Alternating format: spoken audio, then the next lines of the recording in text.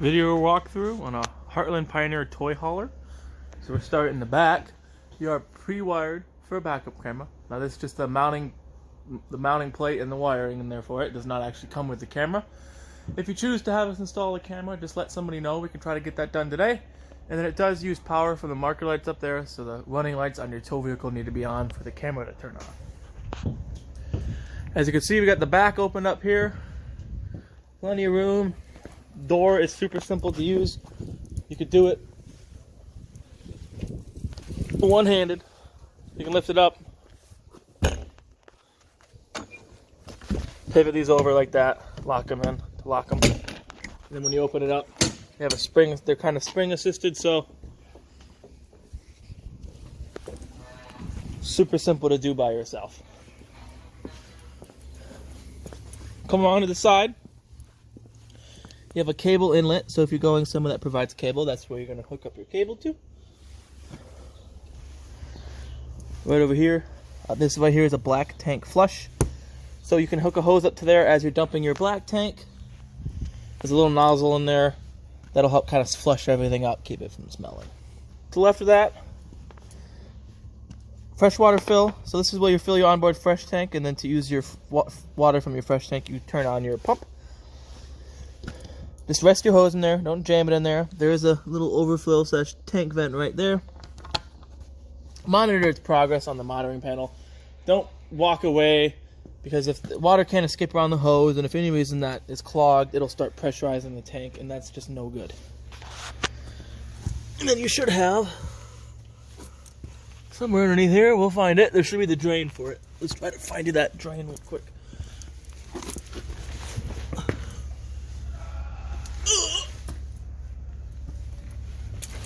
Oh, I see it. Right there. That long one with a long blue hose. That's your drain for the fresh tank.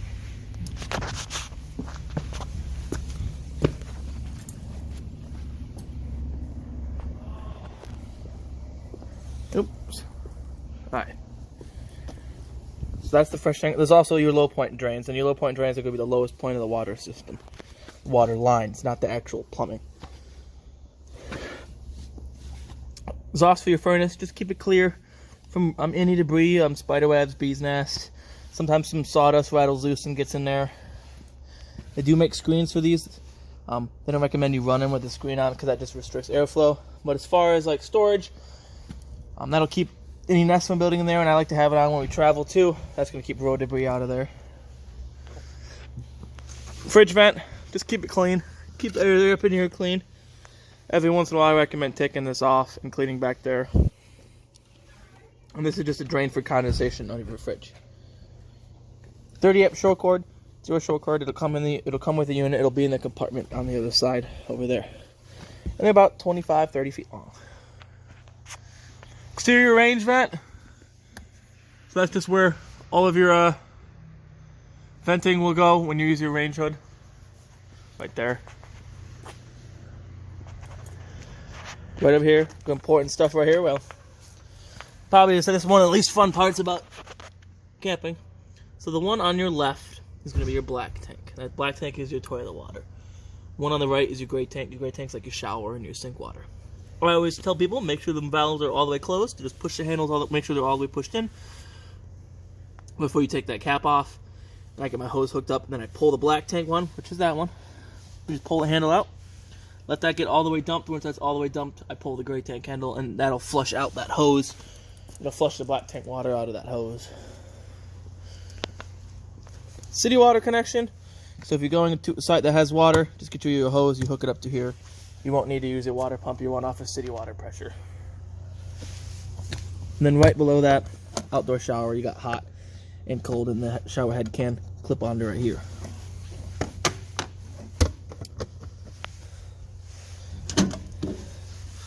Water heater is super simple to use. Just get your plug. When you're ready to use it, thread it by hand some of the way to here. And then 15/16 is the socket size if you want to use a little short socket with an extension, a ratcheting wrench. That's what I use, is the easiest. They do make a special tool for it. It's more like a box end wrench. And then once you get that plug in there, when you hook up water, whether it be from your pump, your city, excuse me, it'll start filling up automatically. Once it's filled, you'll be able to run it. Now, this goes for the water heater and the fresh tank. Drain it after every trip, whether you use it for a week or a weekend. If you're not planning on using it again in another few months, you don't want that water sitting in there. It'll get stagnant. Same with a fresh tank. Just sitting water starts to get stagnant and it'll get smelly, and then it's a pain in the butt to flush out. So, drain it after every trip. But before you pull your plug to drain it, shut off all sources of water. Crack your pressure relief open like that. Water's going to squirt out here, that's fine. Everything out here is designed to get wet. Once it stops squirting out, snap it closed, and then take your plug out. If you neglect to do this first, you're going to get a bath because there's a lot of pressure in there. And then besides those few things, just make sure it's clean in here and here. Make sure this whole area is clean of any debris. I recommend coming out here 4 times a year and just checking it. Got you a Group 24 RV marine grade battery. So it's a brand new battery. You don't have to worry about putting a new battery in it. In the winter, I recommend taking the battery out, storing it somewhere warmer, like your basement or the garage, just to keep anything from using it while you're away. And then this white cable on this battery back here, kind of hard to see, but the white cable off the battery is your negative lead. I recommend disconnecting the negative lead off of your battery when you're storing it for a couple weeks, just so nothing's using your battery while you're away. Dual 20-pound propane cylinders, they are filled. Then you have an automatic changeover regulator. So if you see it's pointing this way, it's going to pull from this tank first. Once this tank were to be empty, let's turn it off for now. It'll automatically switch to pulling from the other tank. However, this does not rotate automatically when it switches tanks. So you could be halfway through this tank and you still think you're running off of this tank. So keep that in mind. And then some people put it in the middle thinking it's going to pull from both equally. It doesn't. It's one or the other.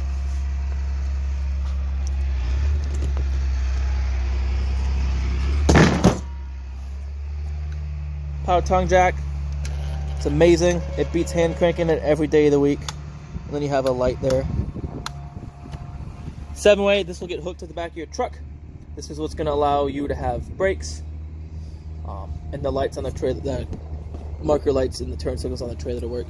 You got chains when you're hooked up, cross them this way here. That leads to a little box underneath there right there. That's your trailer breakaway. Right here.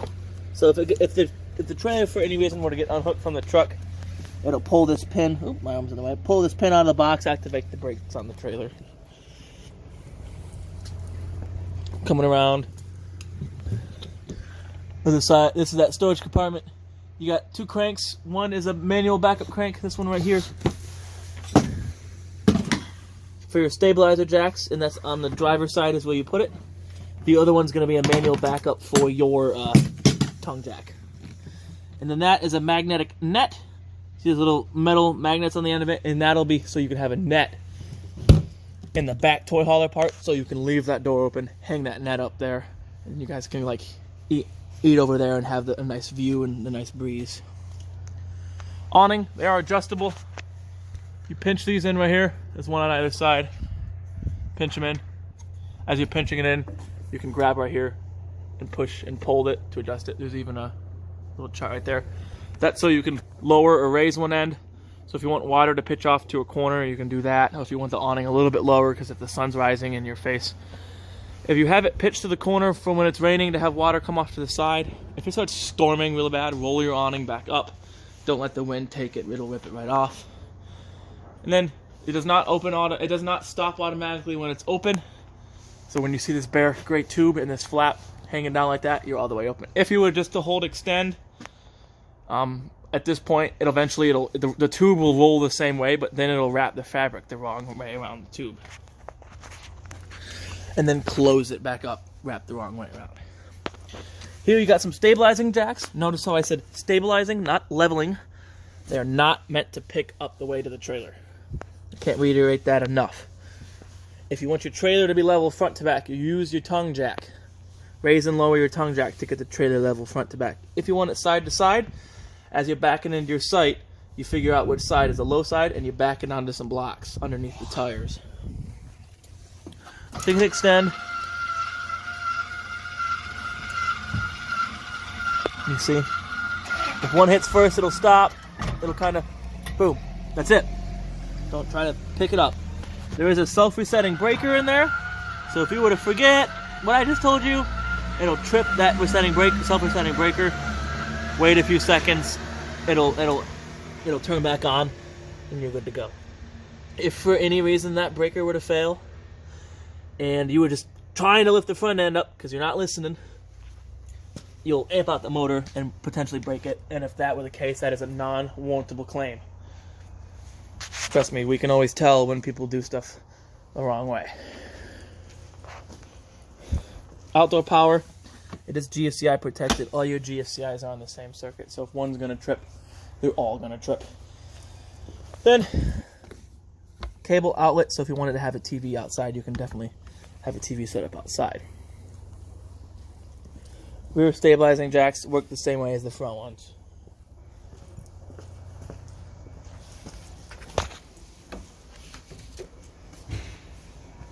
So, we'll come on in on the inside now. So we'll go right to the left of the main entry door. You have your controls for your awning in or out.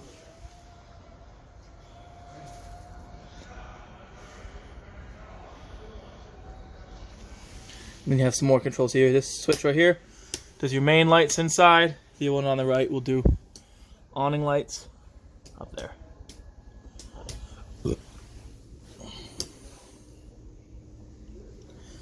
As that's going in, we'll kind of cover this area over here. This will be a spot for TV if you want one in here. You have your cable outlet right here. This little switch right here, if this light is off, you're running off of cable. Make sure it's on if you want to use your antenna. That's your booster for your antenna.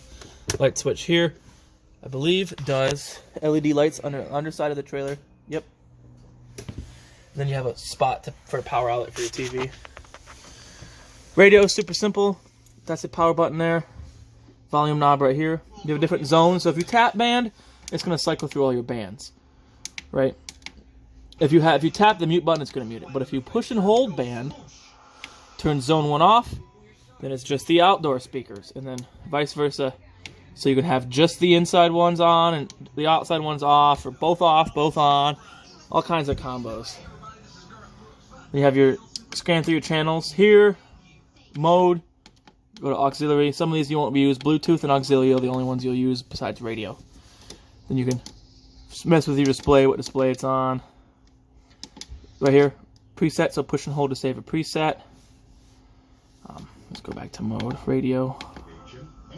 And then you can also do Bluetooth. You'd look for Xera AXM 148BT on your phone. Pair your phone up to that. This USB port is just for charging. It's not going to sync with the radio. And then you do have an auxiliary port right there. That will allow you to listen to music off your phone as well. Well, that dual USB ports for charging here too. Well, that again, propane gas detector. That is hardwired to the 12-volt system, so there's no batteries you have to worry about changing.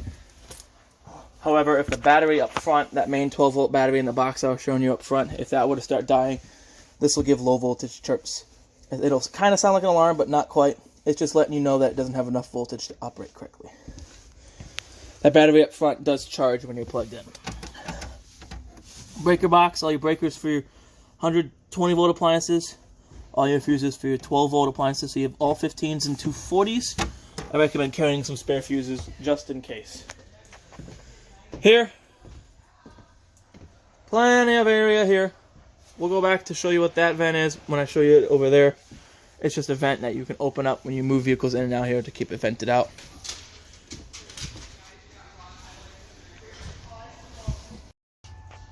Alright, we're back. Sorry about that interruption. So as I was saying, this will be your eating area. You got cushions you can sit up here. That turns it into a nice couch. These also, you can sleep on. Move these back cushions. It'll give you a spot for one person to sleep on. If you wanted to have your golf cart, dirt bikes, 4x4s, whatever you're going to put in here,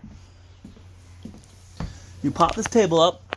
They just pop out of them legs. There's no buttons or latches you have to undo. Just lift it up. Take them legs and store them somewhere safe. Take your table, lean it up somewhere.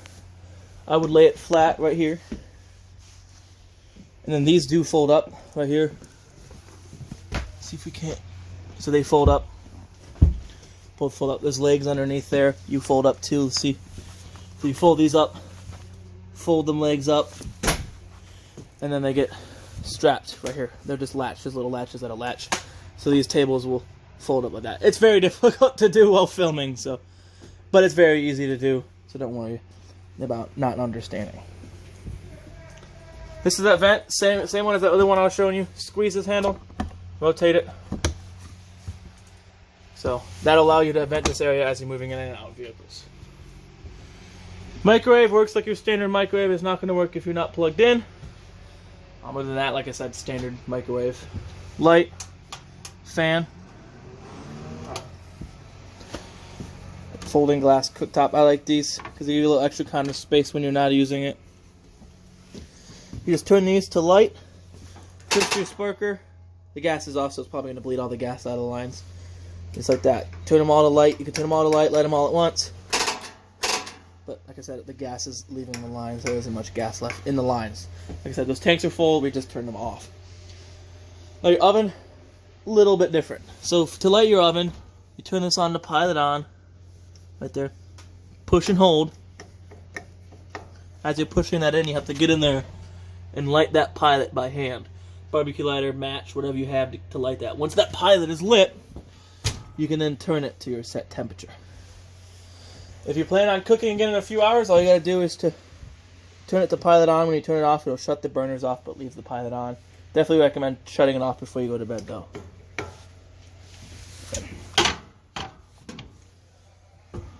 Fridge, super simple. You have on or off, auto or gas. I just recommend leaving it on auto. Auto is going to default to 110. That's what it's going to want to run off of. But if you were to lose power at the campground, someone trip over your cord, unplug you, whatever it may be, this will automatically switch to running off of propane when set on auto. Now these work a little bit differently than your normal fridges at home. They do take about 8 to 10 hours to get to operating temperature. So if you have the means to, plug it in the night before and let it get cold. That way you don't have to wait almost a whole day to be able to use your fridge at the campground. Thermostat for your AC and furnace, very simple. Tap it. It'll ask mode, auto, high or low. Auto is going to default to whatever you have it set to. So if you have it set to 55, once that AC hits 55, it'll shut off and it'll cycle on and off to help regulate that 55 degrees. If you just had it on high and you had it set to 55, once it reaches 55, it's still going to keep going. I generally don't recommend using the high or low because if you run it on high and you have it set to 60 and it's 80 degrees out, 80% humidity, once the AC is not going to shut off. So eventually it's going to freeze up and then it won't, and it'll shut itself off and then it won't be able to be turned back on until it thaws out again. So that's why I just recommend auto.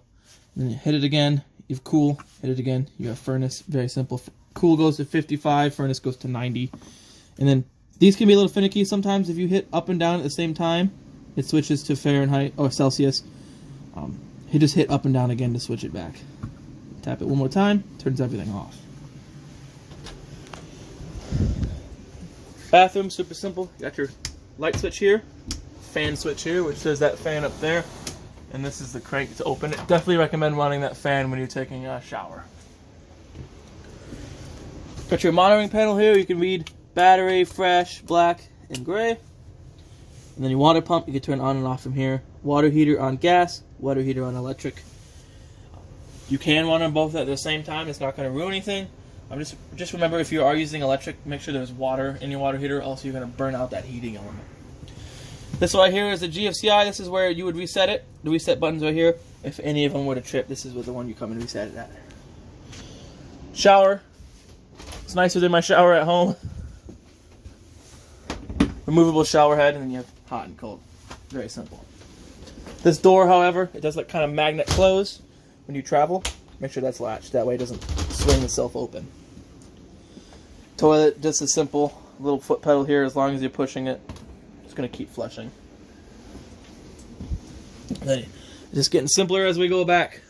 Bedroom door. Make sure you latch it like this when you travel so it doesn't swing all over the place. When you want to use it, twist that open, slide it. Give you some privacy in here.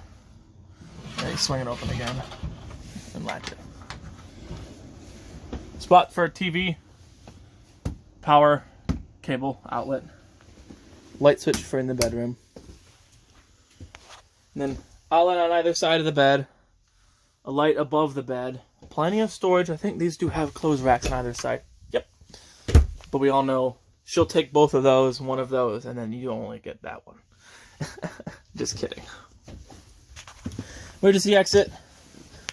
Very simple to use. If you forget when I explain it to you, the instructions are right there. You can use it as a normal window. Hold on, let's see if I can. So for a normal window, you would just push it out like this. It'll rest like that. You get a nice breeze if it's not warm enough for your AC quite yet. If it is emergency, push it all the way out and just keep pushing. Eventually the window will swing free.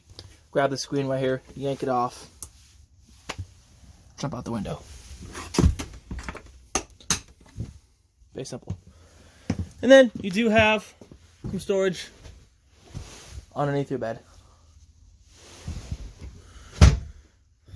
Alright, well that concludes. Oh, let me look at me ending early. Some safety equipment to explain. Right here, got a carbon monoxide alarm. Those do take, is this CO2 alarm? CO alarm? Yep, carbon monoxide alarm. Those take 9-volt batteries, so if that starts getting you low voltage chirps, replace them batteries. And then same deal with your smoke alarm right over here. If they'll start giving you the low voltage chirps, replace the batteries. Both your smoke alarm, your carbon monoxide detector, your LP detector, and your fire extinguisher have a 10-year lifespan. So in 10 years, regardless of whether you've ever used them appliances, whether they've ever alarmed, whether anything like that, replace them just for peace of mind. All right, well that concludes a video tour of your Heartland Pioneer toy hauler. Hope you folks found this video informative. I hope you guys get lots of good use out of this trailer and really enjoy it. And